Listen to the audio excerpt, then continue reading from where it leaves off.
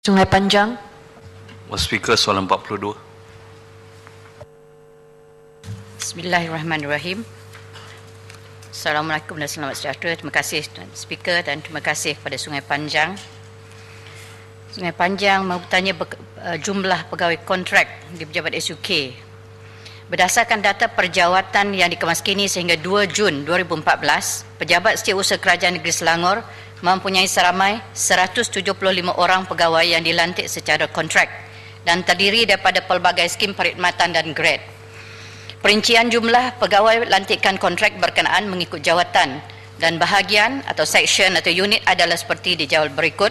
Pertama, pereka seorang, pegawai ehwal ekonomi seorang, penolong pegawai ehwal ekonomi 4 orang, pegawai teknologi maklumat 2 orang, penolong pegawai teknologi maklumat 2 orang dan pemandu kenderaan 21 orang, juru teknik 2 orang, jurutera 3, juru ukur bahan 1, pembantu teknik seorang, penolong juru ukur seorang, pegawai undang-undang seorang, pegawai khidmat pelanggan seorang, pegawai tadbir 16 orang, pembantu am pejabat 11 orang, pembantu operasi 2 orang, pembantu penguatkuasa 14, pembantu tadbir pekerjaan operasi 46 orang, pembantu tadbir rendah seorang, penolong pegawai penguatkuasa seorang, penolong pegawai tadbir 19 orang, pekerja am 4, tukang K3 seorang, pegawai berita seorang, pembantu belia dan sukan seorang, penolong pegawai penerangan seorang, penolong pegawai perancang bahasa seorang, akaunten 2, pembantu tadbir kewangan 11, penolong akaunten 2, penolong juru audit 1. Jumlah keseluruhan 175. Pada dasarnya, pentadbiran kerajaan negeri sentiasa berusaha memberikan nilai tambah kepada aspek pembangunan kerjaya dan kebajikan anggota perkhidmatan awam yang berkhidmat di jabatan dan agensi kerajaan negeri, meliputi anggota yang dilantik secara tetap, kontrak maupun sambilan. Istilah menyerap masuk anggota lantikan kontrak ini kepada pejawatan tetap tidak wujud dan tidak dilaksanakan kerana urusan pelantikan ke jawatan tetap ini mempunyai prosedur yang ditetapkan oleh pihak berkuasa melantik PBM masing-masing dan perkara ini tertakluk di bawah Perlembagaan Persekutuan. Dalam konteks pentadbiran Kerajaan Selangor, PBM ini merangkumi pihak-pihak berkuasa berikut. Pertama, Suruhanjaya Perkhidmatan Awam Negeri Selangor, SPAN. Catatan bertanggungjawab, mereka ini bertanggungjawab melantik anggota tetap bagi mengisi waran perjawatan di jabatan dan agensi negeri kecuali pihak berkuasa tempatan, badan berkanun negeri dan anak-anak syarikat kerajaan negeri. Pihak berkuasa melantik PBT bertanggungjawab melantik anggota tetap bagi mengisi waran perjawatan di PBT masing-masing. Ketiga, badan berkanun negeri bertanggungjawab melantik anggota tetap bagi mengisi waran perjawatan di badan perkanun negeri masing-masing. Anak syarikat kerajaan negeri bertanggungjawab melantik anggota di tempat masing-masing. Jadi antara inisiatif yang telah dilaksanakan dalam membantu anggota lantikan kontrak ini untuk mendapat peluang dilantik ke jawatan tetap adalah seperti berikut. Pertama, memberi peluang kepada anggota kontrak yang telah lama berkhidmat sekurang-kurang 5 tahun dan berprestasi cemerlang untuk dipanggil ke sesi temuduga jawatan-jawatan yang bersesuaian. Faktor pengalaman dan pendedahan terhadap pengoperasian di jabatan agensi kerajaan sepatutnya memberikan kelebihan kepada mereka untuk dilantik ke jawatan tetap yang ditawarkan berbanding calon luar. Kedua, mewujudkan perjawatan tetap tambahan berdasarkan justifikasi perluasan skop dan kompleksiti tugas sedia ada. Sekiranya permohonan penambatan jawatan ini diluluskan, maka urusan pelantikan ini dilaksanakan berdasarkan prosedur standard yang ditetapkan oleh pihak berkuasa melantik dan anggota lantikan kontrak diberikan peluang sama rata berbanding calon lain untuk memohon mengisi jawatan-jawatan yang ditawarkan. Terima kasih. Soalan tambah. Ya, Sungai Panjang. Maknanya daripada seramai 175 orang pegawai kontrak tersebut, memang tidak ada yang diserap secara tetap. 175 yang disebut tadi.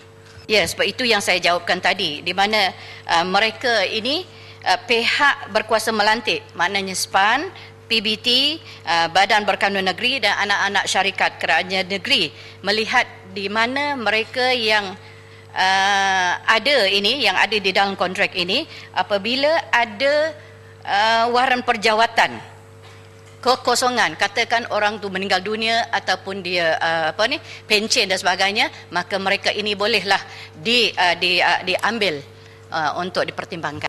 Soalan Tambahan. Kota Anggrek.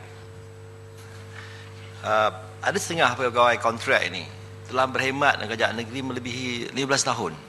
Maknanya mereka telah bekerja dan kita ambil mereka bekerja, tapi apakah jaminan pada mereka bahawa mereka akan menjadi jaminan pekerjaan pada mereka? Sebab pada usia ini kalau mereka nak cari kerja payah. Jadi adakah insentif kenaikan pangkat di mereka dan mereka boleh terus berkhidmat di negeri Selangor? Kalau mengikutkan apa yang disebutkan tadi, mengikutkan skim sedia ada, peluang bagi mereka untuk masuk ke dalam skim jawatan tetap ini adalah agak terhad. Itu yang saya sudah kemukakan dalam jawapan tadi. Memang kita tahu itu ada di antara masalah, tetapi waran perjawatan itu bergantung kepada persekutuan. Soalan tambahan. Ya, Sungai Panjang. Maknanya tidak ada apa-apa kelebihan kalau dia bekerja kontrak untuk dimasukkan nanti sekiranya ada kekosongan daripada segi perjawatan. Prestasi seperti yang saya sebutkan tadi, prestasi mereka ini akan diambil kira apabila mereka ditemu duga. Sudah tentulah sekiranya mereka menunjuk prestasi yang baik, budaya kerja yang bagus, sudah tentulah mereka akan direkomendkan oleh majikan mereka, bagian-bagian mereka bekerja itu. Sudah tentu itu adalah satu up ataupun nilai tambah bagi mereka. Mereka adalah lebih peluang bagi mereka ada lebih cerah, kecuali kalau prestasi mereka tidak memuaskan. Soalan tambahan. Sri Andalas. Saya nampak, saya nak tanya Exco ini, adakah pekerja-pekerja kontrak ini saja di agensi-agensi kerajaan, bukan yang kerja-kerja di SUK bukan kontrak? Saya yang tahu saya banyak yang kerja di SUK, di Dewan ni pun ada banyak yang di bawah kontrak. So, apakah langkah-langkah diambil oleh kerajaan untuk atasi masalah ini dan tukar status mereka kepada pekerja kekal? Apa langkah diambil oleh kerajaan? Seperti yang saya sebutkan tadi, untuk mengupgrade ataupun menukarkan status kontrak mereka kepada perjawatan tetap itu terpulang kepada waran perjawatan sedia ada, dan inilah yang terhadnya.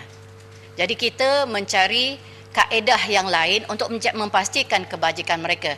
Memang saya mengakui mungkin ada kegelisahan ataupun mungkin kita rasa seolah kebajikan mereka ini tidak